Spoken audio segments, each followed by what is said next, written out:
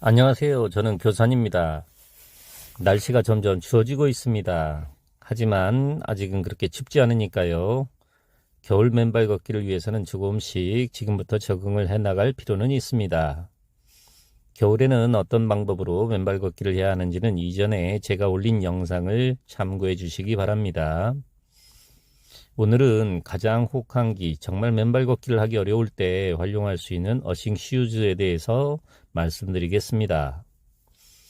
요즘에는 여러 가지 어싱 슈즈가 많이 나와 있지만 작년부터 맨발 하시는 분들이 많이 신고 계시는 세 가지 제품에 대해서 말씀드리겠습니다. 첫 번째는요, 비바미 어싱 슈즈입니다. 두 번째는 육각나라에서 자기 신발에 어싱 장치를 장착해주는 맞춤 형태이고요.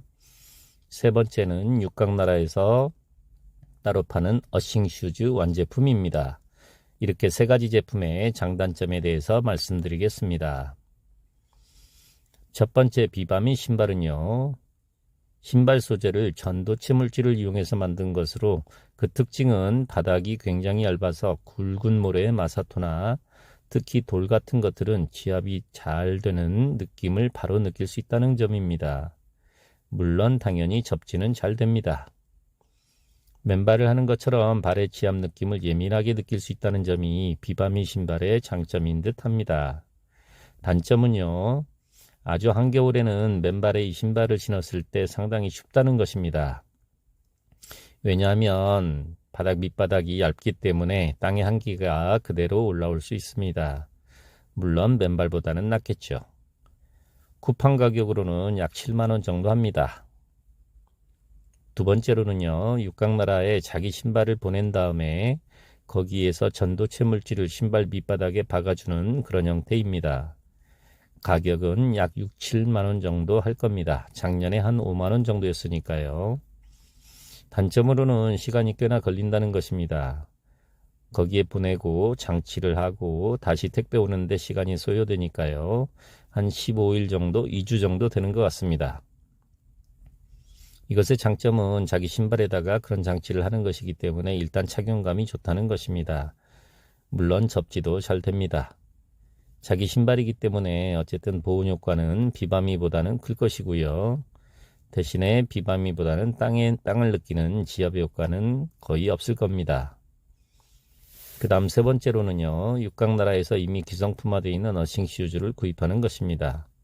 쿠팡 가격으로는 약 12만원 정도 하는 것 같아요. 일단 바로 구입할 수 있으니까 오래 기다릴 필요는 없고요. 물론 접지 효과는 있습니다.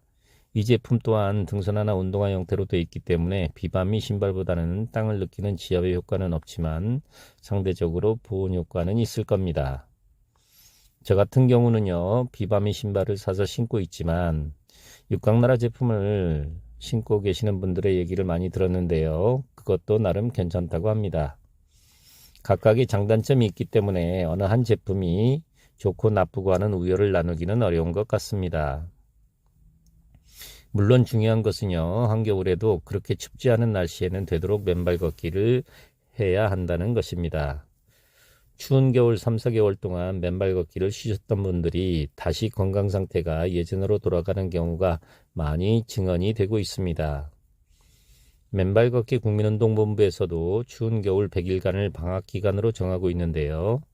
이것은 아예 하지 말라는 얘기가 아니라 정모 등 함께하는 맨발 모임을 잠시 쉰다고 하는 의미입니다. 어떤 형태로든지 꾸준히 맨발 걷기를 이어가야 한다는 것이 국민운동본부 회장님의 원칙입니다. 추위라는 것도 적응하기 나름입니다. 우리 맨발 걷기 국민운동본부 부회장님이신 이소명 여사님은 한겨울에도 잘 때 창문을 열어놓거나 거의 어싱 슈즈 같은 것은 신지 않고 그냥 맨발로 걸으면서 추위에 견디고 야생 비슷한 조건에 적응하는 것이 더욱 건강한 면역력을 갖게 되는 방식이라고 강조하고 계십니다. 저도 그 말씀에는 동감합니다.